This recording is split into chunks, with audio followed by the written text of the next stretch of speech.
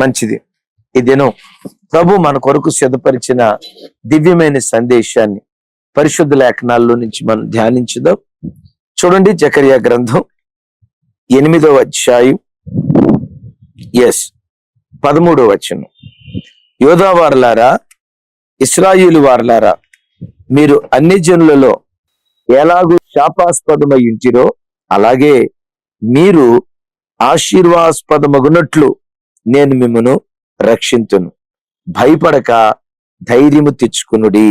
Praise the lord.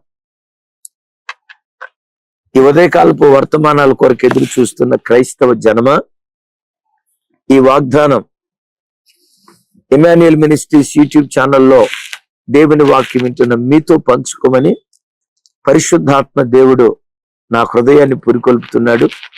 విశ్వసించండి, ఈ వాగ్దానాన్ని కానుకగా దేవుడు మనకు అనుగ్రహించాడు. ఈ వాగ్దానం మీద చేతులు పెట్టుకొని ఇది నెరవేర్చబడినట్లుగా తప్పకుండా ప్రార్థన చేయండి. ఈ వాగ్దానం ప్రభు మనందరి జీవితాల్లో, ప్రత్యేకంగా నీ జీవితంలో దేవుడు నెరవేర్చును గాక. ఏంటి ఆ వాగ్దానం? అంటాడు, ఇశ్రాయేలు వారలారా, యోధా వారలారా, అన్ని ప్రజల మధ్యలో మీరు శాపాస్పదంగా ఉన్నారు. ఈ అన్ని ప్రజల మధ్యలో మీరు శాపాస్పదంగా ఉన్నారో అదే ప్రజల మధ్యలో ఆశీర్వాస్పదంగా నేను మిమ్మల్ని మారుస్తాను. అలా మార్చబడేటట్లుగా నేను మిమ్మల్ని రక్షించబోతున్నాను. కాబట్టి భయపడక ధైర్యం తెచ్చుకోండి అంటాడు. అంటే ఈ వచనం రాసేటప్పటికి ఇశ్రాయేలు ప్రజలు అన్ని ప్రజల మధ్యలో శాపాస్పదంగా ఉన్నారట. ఎట్లా? శాపాస్పదముగా. చూసిన అన్ని జనులంతా అన్నారు, వీళ్ళ దేవుడు జీవం కలిగిన దేవుడు అంట కదా. మరి జీవం కలిగిన దేవుడు అయితే మా బబులోను సామ్రాజ్యానికి దాసులుగా ఎందుకు వచ్చారు? బానిసలుగా ఎందుకు మారారు?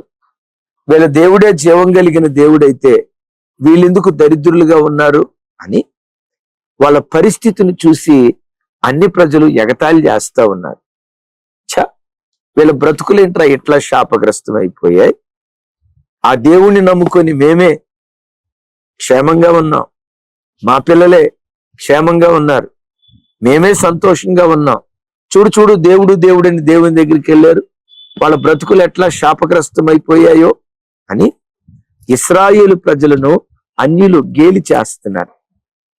ఈరోజు వాక్యం వింటున్న దైవ జనమ, ఒకవేళ నీ బ్రతుకులో కూడా, నువ్వు ఉద్యోగం చేస్తున్న చోట, నువ్వు బ్రతుకుతున్న కాలనీలో, నీ బంధువుల మధ్య, నీ చుట్టూతో ఉన్న అన్ని ప్రజలు నిన్ను గూర్చి కూడా ఇదే మాట మాట్లాడుతున్నారేమో కదా. వీళ్ళు ఆదివారం తెల్లబట్టలు వేసుకొని, బైబిల్ పట్టుకొని, పెద్ద ముసుకేసుకొని చర్చికి వెళ్ళిపోతారు. చూడు, ఆమంట వాళ్ళ చర్చిలో పెద్ద ప్రార్థనా పర్రాలంట. ఆమంత పెద్ద ప్రార్థనా పర్రాలైతే వాళ్ళ ఆయన చూడు తాగుబోతుడు. వాళ్ళ దేవుడు రక్షించే దేవుడైతే ఎవరినో రక్షించేదేంటి? ఆవిడ భర్తనే రక్షించవచ్చు కదా. అసలు ఆమె ప్రార్థనలో శక్తి ఉంటే ఆమె ఇంటింటికి తిరిగి ప్రార్థన చేస్తుంది. మరి ఆమె ప్రార్థనలో అంత శక్తి ఉంటే వాళ్ళ కొడుకులే మారొచ్చు కదా. వాళ్ళ కొడుకులు చూడు తిరుగుబోతులు అయ్యారు, వాళ్ళ కొడుకులు చూడు శాపగ్రస్తులైపోయారు అని. తల్లి, నిన్ను గురించి కూడా ప్రజలు, అన్ని ప్రజలు అవహేళన చేస్తా మాట్లాడుతున్నారా? మీరు మందిరాలకు వెళ్ళారు, మీ పిల్లల కంటే మా పిల్లలు చూడు ఎంత చక్కగా ఉన్నారో. మా పిల్లలకు ఉద్యోగాలు వచ్చాయి, మీ పిల్లలకు ఉద్యోగాలు రాలా, ఎగతాళిగా మాట్లాడుకుంటున్నారా? చూడు చూడు, మా అమ్మాయికి 25వ సంవత్సరంలోనే పెండ్లి అయిపోయింది, ఇప్పటికి 2 పిల్లలు. మీ అమ్మాయికి 30 సంవత్సరాల వయసు వచ్చింది, ఇంకా ఇప్పటికి పెళ్లి కాల. ఏం చేశాడు మీ దేవుడు? మేము చూడు ఎట్లా బాగున్నామో, మీ కుటుంబాలు చూడు ఎట్లా కన్నీళ్లు విడుస్తున్నాయో అని అన్ని ప్రజలు నిన్ను కూడా అవహేళనగా మాట్లాడుతున్నారా? చులకం చేస్తున్నారా? వీళ్ళ దేవుడు వీళ్ళకి ఏమీ చేయలేకపోయాడు అని చాటు చాటున గుసగుసలు మాట్లాడుతున్నారా? ఈ మాటలన్నీ విని కుమిలి కుమిలి కృంగిపోయి ఒకవేళ నిస్సహాయ స్థితిలో నాలాంటిది ఎందుకు బ్రతకాలి, చచ్చిపోతే పోయిద్దేమో, నాలాంటి వాడు ఎందుకు బ్రతకాలి, చనిపోతే పోయిద్దేమో, ఈ అవమానాలు భరించే కంటే ఏదో కొంచెం విషపు చుక్క తీసుకొని బలవన్మరణానికి గురై చచ్చిపోతే మేలు కదా అని ఈ అన్ని జనుల అవమానాస్పదమైన మాటలు వింటూ ఒకవేళ నువ్వు కుమిలిపోయావా, చెల్లి తమ్ముడు, నీతోనే ఈ మాట చెప్పమని పరిశుద్ధాత్ముడు నా హృదయాన్ని రేపుతున్నాడు. ఈ వాగ్దానం మీతో పంచుకోమని పరిశుద్ధాత్మ దేవుడు నా హృదయాన్ని పురికొల్పుతున్నాడు. ఏమైనా తెలుసా, ఏ అన్ని ప్రజల మధ్యలో శాపాస్పదంగా మీరున్నారో యేసు నామం పేరిట అదే అన్ని ప్రజల మధ్యలో ఆశీర్వాదాస్పదముగా దేవుడు మిమ్మల్ని మార్చబోతున్నాడు. ఆమేన్. ఏ ఉద్యోగ స్థలంలో శాపగ్రస్తుడు అన్నారో అదే ఉద్యోగ స్థలంలో నిన్ను చూసి ఇతడు యెహోవా చేత ఆశీర్వదించబడిన వాడు, వీళ్ళు నమ్ముకున్న దేవుడు వీళ్ళని మర్చిపోలేదు, వీళ్ళు ఆరాధించే దేవుడు వీళ్ళకి అన్యాయం చెయ్యలేదు, వీళ్ళ దేవుడు వీళ్ళని ఆశీర్వదించాడు అని అన్ని ప్రజలు చెప్పుకునేటట్లుగా ఎక్కడ శాపాస్పదంగా ఉన్నావో యేసు నామం పేరిట అక్కడే ఆశీర్వాస్పదంగా నా దేవుడు నిన్ను మార్చబోతున్నాడు. భయపడకు, ఈ వాగ్దానం విని ధైర్యం తెచ్చుకో. కష్టపడి చదువుకొని దేవుడని దేవుని వైపు పరిగెత్తి కష్టపడి చదువుకొని మడిగట్టుకుని నీతిగా బ్రతికిన నీ జీవితంలో నీకు ఉద్యోగం దొరకల. అన్యుడు ఉన్నాడు, వాడు సినిమాలకు వెళ్ళి షికారులకు వెళ్ళి మానవ భాషలో చెప్తా పూలరంగడిలాగా తిరిగి లోకపు పాపాన్ని జుర్రుకొని అపవిత్రంగా బ్రతికి ఆడతా పాడతా చదువుకున్న వాడికి ఉద్యోగం వచ్చింది. దేవుడని మడిగట్టుకుని దేవుని కొరకు బ్రతుకుతున్న నీ జీవితంలో ఆ అన్యుడు చూసి నేను ఎగతాళి చేస్తున్నాడా? చూడరా, మేము దేవుడిని నమ్ముకోకపోయినా మా జీవితాలు చూడు ఎట్లా బాగున్నాయో, మీ దేవుడి చేతగానోడురా, మీ దేవుడి శక్తివంతుడైతే మీకెందుకు ఉద్యోగాలు రాలేదురా అని ఎగతాళిగా మాట్లాడుతున్నారా? ఈరోజు ప్రమాణపూర్వకంగా క్రైస్తవుడా, నీతో దేవుడు ప్రమాణం చేస్తున్నాడు. ఏంటో తెలుసా, ఏ ప్రజల మధ్యలో శాపాస్పదంగా ఉన్నావో యేసు నామం పేరిట అక్కడే ఆశీర్వాస్పదంగా నా దేవుడు నిన్ను నిలవబెట్టబోతున్నాడు. ఒకవేళ నీవు అనుకోవచ్చు, ఇలాంటి దుస్థితి నాకే ఎదురైందా, ఈ అవమానకరమైన మాటలు నా బ్రతుకులోనే కలుగుతున్నాయి కదా అని అనుకుంటున్నావా? లేదు. పరిశుద్ధ గ్రంథమైన బైబిల్లో మనకంటే ముందు పూర్వీకులు ఎంతో మంది భక్తులు అన్య ప్రజల ద్వారా అవహేళన చేయబడ్డారు. ఒక 3 సంగతులు మీకు గుర్తుకు తెస్తా. మీ చేతిలో బైబిల్ ఉంటే తప్పకుండా ఒకసారి చూడండి. కీర్తనల గ్రంథం 42వ కీర్తన 3వ వచనం 10వ వచనం. నీ దేవుడు ఏమాయనని వారు నిత్యము నాతో అనుచుండగా రాత్రింబవళ్ళు నా కన్నీళ్లు నాకు అన్నపానములాయను. వినరా?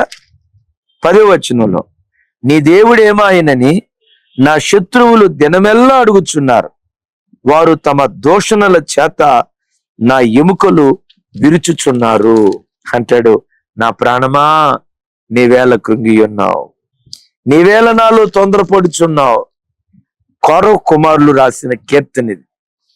వారి తండ్రులు అకాలమైన మరణాన్ని పొందుకున్నారు. ఆ భయంకరమైన మరణం వారి తండ్రులు పొందుకున్న దాన్ని బట్టి ఈ చుట్టూతో ఉన్న అన్ని ప్రజలు ఏమన్నారు తెలుసా? మీ దేవుడు కాపాడే దేవుడు కదా, మరి కాపాడే దేవుడైతే మీ నాన్నోళ్ళు ఎందుకు కాపాడలేదు, వాళ్ళు ఎందుకు అట్లా చనిపోయారు? తండ్రి చనిపోయాడు అన్న వేదనతో వీళ్ళుంటే ఎంత వేదన ఉన్నా ఆ వేదనను భరించడానికి కృప కూడా దేవుడు మనకిస్తాడు. కాబట్టి మన జీవితంలో ఎన్ని కష్టాలు వచ్చినా కష్టం ఇచ్చిన దేవుడే కష్టాన్ని భరించడానికి కావలసిన కృప కూడా దేవుడు మనకిచ్చాడు. ఆమేన్. కొన్ని సందర్భాల్లో ఇది ప్రకృతి సంబంధమైన శరీరం, రోగాలు వస్తాయా లేవా? వస్తాయి. రోగాన్ని అనుమతించిన దేవుడే రోగాన్ని భరించడానికి కావలసిన కృప కూడా దేవుడు మనకిస్తాడు. బాధలు వస్తాయి, అయితే మనం ఆరాధించే దేవుడు ఎవరో తెలుసా? బాధలతో పాటు బాధను భరించటానికి కావలసిన శక్తిని, కృపను నిశ్చయంగా దేవుడు మనకిస్తాడు.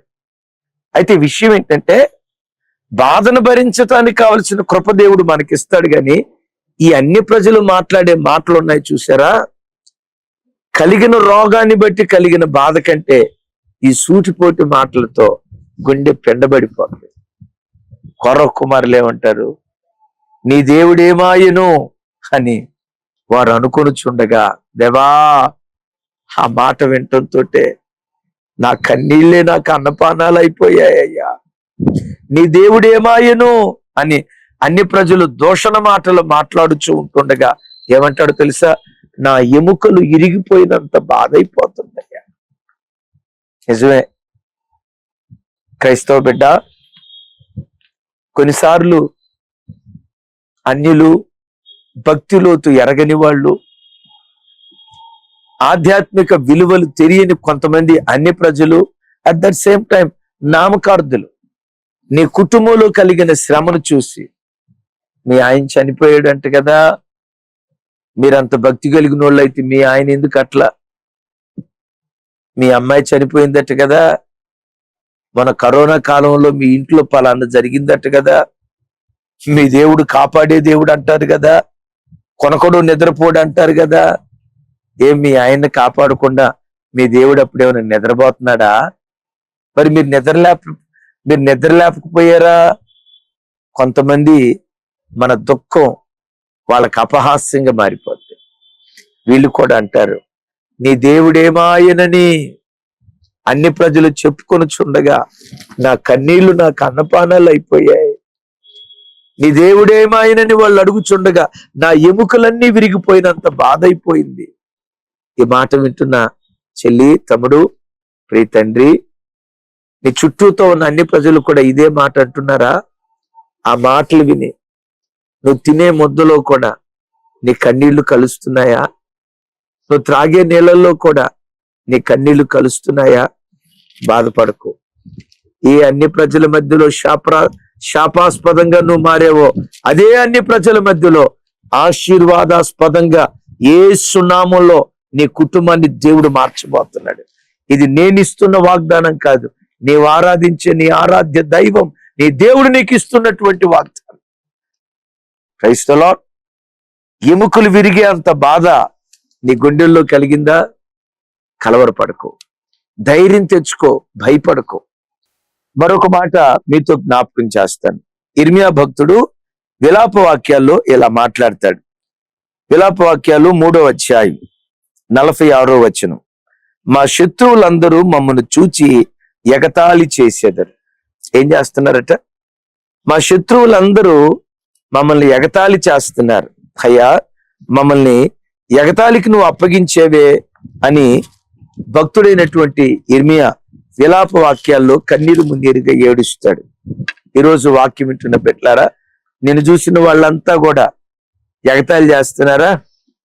నువ్వు బైబిల్ పట్టుకొని మందిరానికి వస్తా ఉంటే, అబ్బో పెద్ద భక్తుడు బయలుదేరాడు, అమ్మో పైనుంచి దిగొచ్చిన దేవదూత అమ్మ అని నీ ప్రార్థన గూర్చి, నీ భక్తిని గూర్చి, నీ నిరీక్షణను గూర్చి, నీ విశ్వాసాన్ని గూర్చి ప్రజలంతా ఎగతాళి చేస్తున్నారా? అవమానపరుస్తున్నారా? ఈరోజు దేవుడు వాగ్దానం చేస్తున్నాడు, ఏ ప్రజల మధ్యలో నువ్వు ఎగతాళి చేయబడ్డావో నీ అవమానానికి ప్రతిగా రెట్టింపు ఘనత నా దేవుడు నీకు అనుగ్రహించబోతున్నాడు. ఏ ప్రజల మధ్యలో శాపగ్రస్తంగా కనపడ్డావో అదే ప్రజల మధ్యలో ఆశీర్వాదాస్పదంగా నా దేవుడు నిన్ను నిలవబెట్టును గాక. ఈ అన్ని ప్రజలు ఎగతాళి చేయటం మాత్రమే కాదు, వీళ్ళు ఏమంటారో తెలుసా? శ్రమల మధ్యలో తన ప్రజలైన ఇశ్రాయేలీలు అల్లాడిపోతా ఉంటే ఈ అన్ని ప్రజలు మాట్లాడుతున్న మాట చూడండి. 115వ కీర్తన 2వ చరణం, వారి దేవుడేడి అని అన్ని జనులు చెప్పుకొందురు. వినండి, వారి దేవుడేడి కింద వచనాల్లో చూస్తే వీళ్ళనే మాట ఏంటంటే, వారి దేవుడేడి బబులోనీయులు అంటున్నారు, ఐగుప్తీయులు అంటున్నారు, మాదీయ పారసిక రాజ్యానికి చెందిన ప్రజలు అంటున్నారు. ఇశ్రాయేలీల దేవుడేడి? ఇదిగో మా దేవుడు చూడండి, ఈ రాయి, ఈ రాతి ప్రతిమ. మేము ఈ దేవుణ్ణి నమ్ముకున్నాం కాబట్టే మేము రాజులమయ్యాం, మీరు మా దగ్గర దాసులయ్యారు. మీ బ్రతుకులు మారాలంటే రండి, మా దేవత దగ్గరికి రండి, మా రాతి విగ్రహం దగ్గరికి రండి అని ఇశ్రాయేలు ప్రజలను పిలుస్తా ఉన్నారు. మీ దేవుడు ఏడు ఉంటే చూపించండి. ఈ ప్రజలు అంటారు, మా దేవుడు ఆత్మస్వరూపి. అన్ని ప్రజలు అంటారు, చూడు మా దేవుని బొమ్మ చేసుకున్నాం, ఈ బొమ్మకు పూజ చేయబట్టే మేము ఇంత మంచిగా ఉన్నాం. మీ బ్రతుకులు బాగుపడాలంటే ఈ బొమ్మ దగ్గర కొంచెం పూజ చేయండి. ప్రభు బిడ్డలారా, రోషం కలిగిన దేవుడు ఈ మాటలన్నీ ఆకాశం నుంచి ఆలకిస్తున్నాడు. కీర్తనకర్త ఇక్కడ ఏమంటాడు తెలుసా? మమ్మల్ని విగ్రహారాధనకు పిలుస్తున్న ప్రజలారా, అవి ఉన్నాయే, కళ్ళుండి చూడలేవు, నోరుండి మాట్లాడలేవు, చెవులుండి వినలేవు, చేతులుండి పని చేయలేవు, కాళ్ళుండి అవి నడవలేని, కదలలేని రాతి ప్రతిమలు. మేము ఆరాధించే దేవుడు కళ్ళుండి చూసేవాడు, చెవులుండి వినేవాడు, నోరుండి మాట్లాడేవాడు, చేతులుండి స్పందించి మా బ్రతుకులో కార్యం చేస్తాడు. వీళ్ళంటారు, మరి మీ దేవుడు కార్యం చేసేవాడైతే మరి మీ బ్రతుకులు ఎందుకు ఎట్లున్నాయి? కార్యం చేయొచ్చుగా. ప్రభు బిడ్డలారా చూడండి, కొంతమంది మీరు పనిచేసే చోట కూడా మీకు విడవకుండా జ్వరం ఉందనుకోండి, కొంతమంది అంటారు, పలానా చోటకరా, నేను తాయిత్తు గట్టిస్తా. ఏ ఇత్తు చెప్పాలి? నేను తాయిత్తు గట్టిస్తా, యంత్రం గట్టిస్తాం, మంత్రం వేపిస్తాం. నా ప్రభు బిడ్డలరా, రాతి ప్రతిమలు ఏవి చేయలేవు. నీ దేవుడు ఎవరో తెలుసా? జీవము కలిగినటువంటి దేవుడు. ఈ జీవం కలిగిన దేవుడే ఇప్పుడు నీతో మాట్లాడుతా అంటాడు, ఎక్కడ శాపాస్పదం అయ్యావో అక్కడే ఆశీర్వాదాస్పదంగా నేను మారుస్తాను. దేవుడు అలా చేయనట్లుగా ఈ వాక్యం వింటున్న మన బ్రతుకులో మనం చేయాల్సిన ఒక కార్యం ఉంది. చూడండి ఒకసారి, యోవేలు గ్రంథం 2వ అధ్యాయం 17వ వచనం.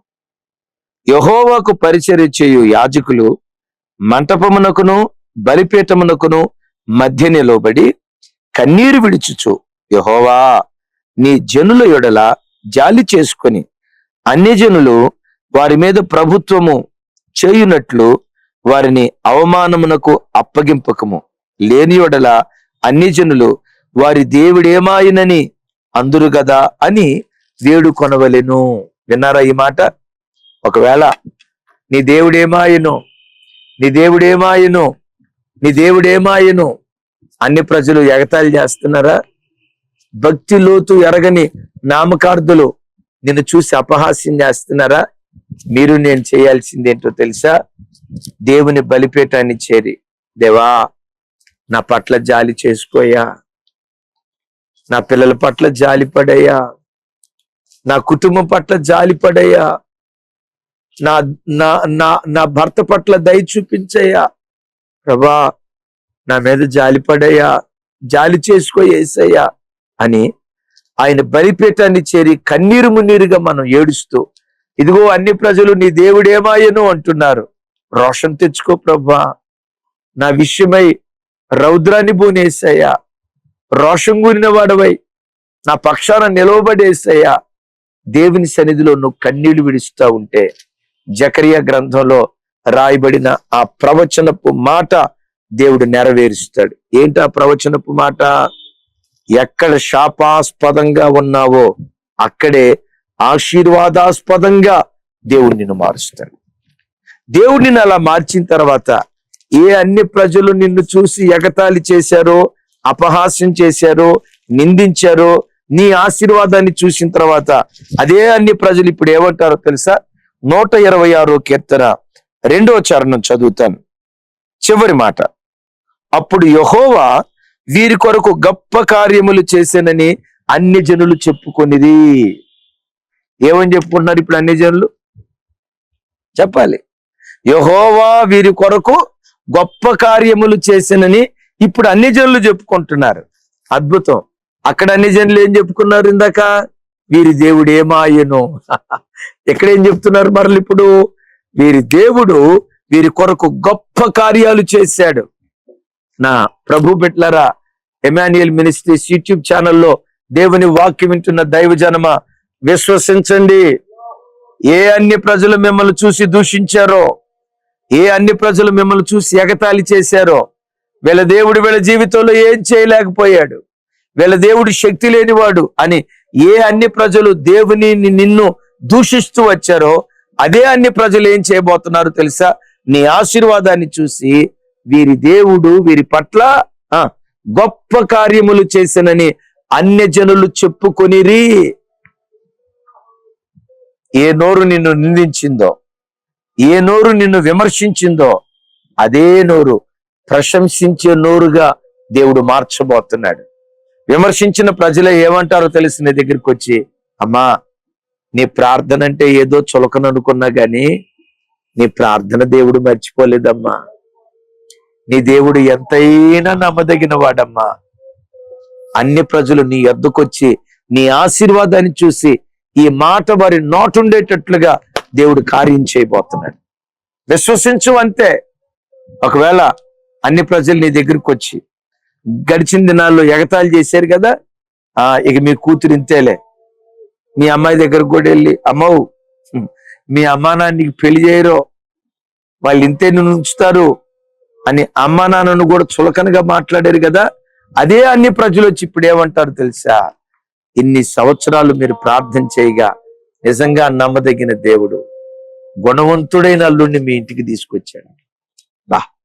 మీ కూతురు అల్లుడు ఎంత ప్రేమగా ఉన్నారో, మీ దేవుడు మిమ్మల్ని మర్చిపోలేదు, నిజంగా మీ దేవుడు మీ పట్ల గొప్ప కార్యం చేశాడని దూషించిన నోరే ప్రశంసించే నోరుగా దేవుడు చేయబోతున్నాడు. Praise the lord. నిన్ను చూసి ఎగతాళి చేసిన నోళ్ళన్నీ రాగల కాలంలో ఏమనబోతున్నాయో తెలుసా? యెహోవా వీరి కొరకు గొప్ప కార్యములు చేశానని నీవు చెప్పుకోవటం కాదు, అన్ని ప్రజలు చెప్పుకునేటట్లుగా దేవుడు కార్యం చేయబోతున్నాడు. అంతేనా? ఇంకో కార్యం కూడా దేవుడు చేయబోతున్నాడు. అన్ని ప్రజలు యెహోవా గొప్ప కార్యాలు చేశాడు అని చెప్పుకోవటం మాత్రమే కాదు, దేవుడు చేయబోయే ఇంకో కార్యం ఏంటో తెలుసా? జకర్యా గ్రంథం చూడండి ఒకసారి, 8వ అధ్యాయం 23వ వచనం. సైన్యములకు అధిపతిగా యెహోవా సెలవిచ్చినదేమనగా, ఆ దినములలో ఆయా భాషలు మాట్లాడు అన్యజనులలో 10 మంది ఒక యూదుని చెంగు పట్టుకుని, దేవుడు మీకు తోడుగా ఉన్నాడన్న సంగతి మాకు వినబడినది గనుక మేము మీతో కూడా వత్తుమని చెప్పుదురు. Praise the lord. ఏం చేస్తారంట? ఒక్క యూదుని చెంగు 10 మంది అన్యజనులు పట్టుకొని, మీ దేవుడు మీకు తోడుగా ఉన్నాడు, మీ దేవుడు మీకు తోడుగా ఉండటాన్ని బట్టే ఈ కార్యం జరిగింది. ఏమంటారు తెలుసా? మేము కూడా మీ దేవుని దగ్గరకు వస్తామని ఒక్క యూదుని చెంగు పట్టుకొని 10 మంది అన్ని ప్రజలు దేవుడైన యెహోవా యొద్దకు వస్తారట. అక్కడే ఉన్నారు అన్ని ప్రజలు, మా దేవుని దగ్గరికి రండి, మా దేవునికి మొక్కండి అన్నారు. ఇప్పుడేమన్నారు తెలుసా? మేము ఆరాధించేవన్నీ మోగ ప్రతిమలు, మీరు ఆరాధించే దేవుడు జీవం కలిగిన దేవుడు, మీ దేవుని దగ్గరికి మేము వచ్చి మీ దేవుని మేము ఆరాధిస్తామని అన్య ప్రజలు ప్రవాహములాగా వస్తారు అంటాడు. క్రైస్తవ జనమా, రాబోయే కాలాల్లో ఏం జరగబోతుందో తెలుసా? నీ ఆశీర్వాదాన్ని అన్ని ప్రజలు చూసి, నీ పిల్లలకు దేవుడిచ్చిన దీవెన అన్ని ప్రజలు చూసి, నీ కుమార్తెకు దేవుడిచ్చిన ఆశీర్వాదాన్ని అన్ని ప్రజలు చూసి, నీ భర్తకు నీ వ్యాపారానికి దేవుడిచ్చిన ఆశీర్వాదాన్ని అన్ని ప్రజలు చూసి, మీ దేవుడే జీవం కలిగిన దేవుడమ్మా, మీ దేవుని దగ్గరికి మేము కూడా వస్తామని నీ ద్వారా ఒక సమూహం అన్ని ప్రజలు దేవుని నమ్ముకునేటట్లుగా దేవుడు కార్యం చేయబోతున్నాడు. యేసు నామం పేరిట ఈ ప్రవచనపు వాక్కు మనందరి జీవితాల్లో నెరవేర్చబడును గాక. ఒకసారి మూలవాక్యం దగ్గరికి వద్దాం. అందరూ ఆ మూలవాక్యం మీద చేయబెట్టుకోనండి, ప్రార్థన చేసుకుందాం. జకర్యా గ్రంథం 8వ అధ్యాయం 13వ వచనం మరలా చదువుతాను. యోధా వారలారా, ఇశ్రాయేలు వారలారా, మీరు అన్ని జనులలో నేలాగు శాపాస్పదమయ్యుంటిరో అలాగే మీరు ఆశీర్వాస్పదమగునట్లు నేను మిమ్మను రక్షింతును. భయపడక ధైర్యము తెచ్చుకొనుడి. ఈ వాగ్దానం ఎమాన్యుయల్ మినిస్ట్రీస్ యూట్యూబ్ ఛానల్లో వాక్యం వింటున్న మనందరికీ ఈ వాగ్దానాన్ని దేవుడు హక్కుగా స్వాస్థ్యంగా ఇవ్వబోతున్నాడు. ఈ వాగ్దానం మీద ఒకసారి చేయబెట్టుకుందామా? ప్రార్థన చేస్తారు. తండ్రి, ఈ గడియలో ఎంతమంది అయితే ఈ వాక్యం వింటున్నారో ఈ వాగ్దానం, ఈ వాక్యం విన్న ప్రతి బిడ్డ జీవితంలో నెరవేర్చబడును గాక. ఎక్కడ శాపగ్రస్తులుగా కనపడ్డారో, ఎక్కడ శాపాస్పదంగా ప్రజల మధ్యలో కనబడ్డారో అదే ప్రాంతాలలో నీ రక్తముతో కడగబడిన ఈ నీ పిల్లలను, ఈ యూట్యూబ్ ఛానల్లో వాక్యం వింటున్న ఈ ప్రజలను ఆశీర్వాదాస్పదముగా మీరు మార్చబోతున్నందుకు స్తోత్రాలు. మీరు అలా రక్షించినందుకు స్తోత్రాలు. అవమానపడిన చోటే ఆశీర్వాద కారకులుగా మీరు నిలవబెట్టినందుకు స్తోత్రం. విమర్శించిన నోరే ప్రశంసించేటట్లుగా చేయబోతున్నందుకు స్తోత్రం. యేసు నామములో ఈ సమయంలో, ఈ గడియలో వాగ్దానం మీద చేయబెట్టుకొని ఎందరైతే ప్రార్థనలో ఏకీభవించారో వారందరి జీవితాల్లో మీరు నెరవేర్చుదురుగాక. యేసు నామములో ఈ ప్రార్థన మనవులు సమర్పించి పొంది ఉన్నాం తండ్రి. ఆమేన్.